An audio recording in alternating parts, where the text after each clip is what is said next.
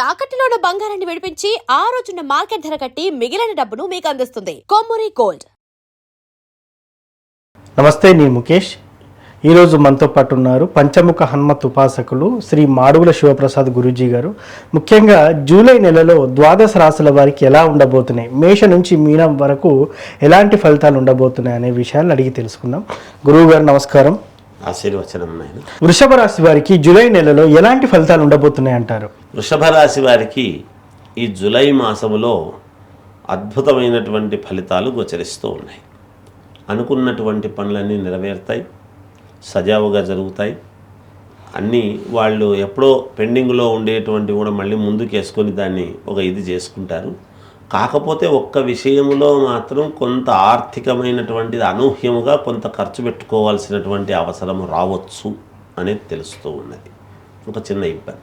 తర్వాత బంధువుల నుండి కానీ స్నేహితుల నుండి కానీ ఒక చిన్న ఇబ్బంది కలిగేటువంటి మనక్లేశం కలిగేటువంటి పరిస్థితి రావచ్చు. ఆర్థికపరమైనటువంటివి ఇది చిన్న చిన్న ఇబ్బందులు ఉన్నప్పటికీ ముందుకు వెళ్ళేటువంటి ప్రయత్నాలు చేస్తారు. అనుకూలవంతముగా ఉన్నాయి, యోగదాయకముగా ఉన్నాయి. వ్యక్తిగతమైనటువంటి జాతకము ప్రతి వాళ్లకు కూడా అవసరం, అది చూసుకోవాలి ఒక్కసారి. విద్యార్థులకు చాలా యోగదాయకముగా ఉంటుంది, బాగుంది, అనుకూలవంతముగా. వ్యాపారాలు చేసుకునేటువంటి వాళ్ళు కొంచెం జాగ్రత్తగా ఆచితూచి అడుగులు వేస్తే బాగుంటుంది, మేలు జరుగుతుంది అనేటువంటిది ఉన్నది. కళాకారులకు, సినిమా వాళ్ళకు కానీ, రాజకీయ నాయకులకు కానీ చాలా అంటే చాలా అద్భుతమైనటువంటి మాసముగా చెప్పవచ్చు. కొన్ని కీలకమైనటువంటి నిర్ణయాలు తీసుకుంటారు. ఎదుగుదలకు కావాల్సినటువంటి ఆలోచనలు, ఒక అడుగు ముందుకు వేయటానికి, వాళ్ళ జీవితాన్ని ముందుకు పండించుకోవటానికి ఒక అడుగు ముందుకు వేస్తారని చెప్పవచ్చు. విదేశాలలో ఉండేటువంటి వాళ్ళ ద్వారా ఒక వార్త తెలియటం కానీ, లేదా వీళ్ళే విదేశాలకు వెళ్ళేటువంటి ప్రయత్నాలు చేసుకోవటము కానీ జరగవచ్చు అనేది ఉన్నది. అంతేకాకుండా బంగారు వస్తువులు కొనుగోలు చేసుకోవటం అనేటువంటిది చేస్తారు, ప్రయత్నం అని కూడా చెప్పవచ్చు ఈ మాసం అంతా కూడా. ముఖ్యంగా ద్వాదశ రాశుల వారు ఏ పరిహారం చేసుకుంటే ఇంకా మెరుగైన ఫలితాలు పొందుతారు? అదేవిధంగా కొంత నష్టంగా కొన్ని రాశుల వారికి ఉన్నటువంటిగా మనకు కనిపిస్తూ ఉంది. వారు ఏ పరిహారం చేసుకుంటే ఇంకా ఎలాంటి లోటుపాట్లు లేకుండా ఉండొచ్చు అంటారు? మామూలుగా ఈ జూన్ నెలలో ఏ రాశి వాళ్ళైనా ఎవరైనా మనకు మేలు జరగాలి అనేటువంటి కోరికలు ఉంటాయి, సహజం కదా.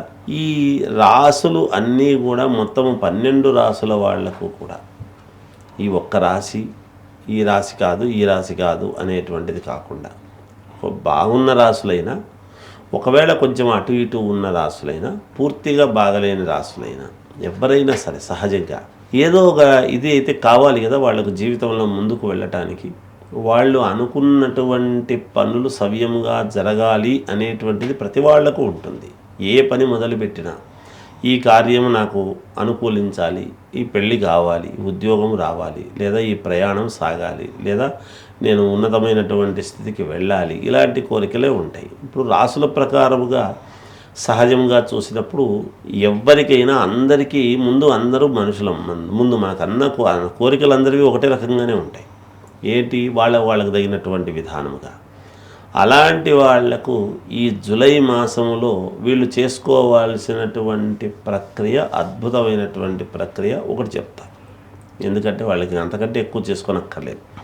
ఓం ద్రాం దత్తాత్రేయాయ నమః అనేటువంటి మంత్రాన్ని చదువుకోవటం. ఈ మంత్రాన్ని చదువుతూ ఉన్నప్పుడు దత్తాత్రేయ స్వామి స్వరూపాన్ని మనం సెల్ ఫోన్లు ప్రతి వాళ్లకు ఉంటాయి. అవును, మనం అదే పనిగా ఫోటో తెచ్చి పెట్టుకోవాల్సినటువంటి అవసరం కానీ ఇంకోటి కానీ ఏమక్కర్లేదు. ఒక్కసారి ఆ సెల్ ఫోన్లో దత్తాత్రేయ స్వామి ఫోటో చూసి ఓం ద్రాం దత్తాత్రేయాయ నమః అనేటువంటి దీన్ని 11 సార్లు ఉచ్చరించుకోవటం. ఏది రోజు ఉదయము, సాయంకాలం కానీ, రాత్రి కానీ, పడుకునే ముందైనా ఇలా చేసుకుంటూ వచ్చి, ఇప్పుడు ఈ నెలలో గురువారాలు వస్తాయి. అవును, మొదటి గురువారము నాడు మాత్రం చేయవలసినటువంటిది ఏమిటంటే ఆకుపచ్చని ఒక రవిక గుడ్డ కానీ ఏదో ఒక క్లాత్, ఆకుపచ్చది. మనం ఆకులు ఎట్లా ఉంటాయి, పచ్చదనంగా ఉంటాయి కదా, చెట్టుకున్న ఆకులు, ఆ కలర్లో ఉండేటువంటి గుడ్డ ఆకుపచ్చది, ఆ ఆకుపచ్చని గుడ్డ తీసుకొని ఈ అటుకులు ఎస్. ఒక 3 పిరికెళ్ళు అటుకులు కొన్ని బియ్యము, 1 పిరికెడు బియ్యము, 3 పిరికెళ్ళు అటుకులు, 1 పిరికెడు బియ్యము అందులో వేసి ఒక గుడం అంటే బెల్లం ఉడక బెల్లము ఒక ఉడకలాగా కొద్దిగా తీసుకుని చిన్న ఉంట బెల్లపు ఉంట అందులో వేసి ఒక రూక కూడా కాయను కూడా వేసి మూట కట్టేసేయటం. ఓకే.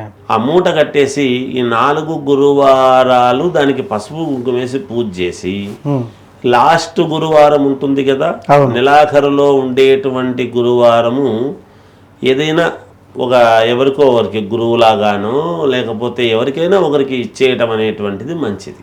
ఎస్. దాంతో పాటు 1 కిలో బియ్యం, ఏదో ఇది ఇచ్చినాము కదా అదే చాలే అని అనుకోకుండా 1 కిలో బియ్యం దానం చేస్తే పరిపూర్ణముగా సర్వదోషాలు పోవటానికి అనుకూలం. అది లాస్ట్లో చేయాల్సినటువంటి పని. లేదు మొదటి వారమే చేస్తాము అని అనుకుంటే ఈ 3-4 వారాలు ఇది చెయ్యాలి కదా, ఆ మూటకు ఒక పసుపు కుంకుమ అనేది వేయాలి. వేసి అప్పుడు చేస్తే దాని యొక్క మేలు సంపూర్ణం జరుగుతుంది. ఆ మూటకు వేస్తూ ఉండేటువంటి దాని వలన పరిహారం కొంత పోతూ వస్తుంది. చివరిలో పూర్తిగా పోవటం అనేది జరుగుతుంది. అన్ని పనులు జరుగుతాయి, అనుకున్న పనులు నెరవేరుతాయి గాక. ఇది దాని యొక్క సారాంశం. మొత్తానికి ద్వాదశ రాశుల వారు ఏ పరిహారం చేసుకుంటే బాగుంటుందని చాలా చక్కగా చెప్పారు సార్.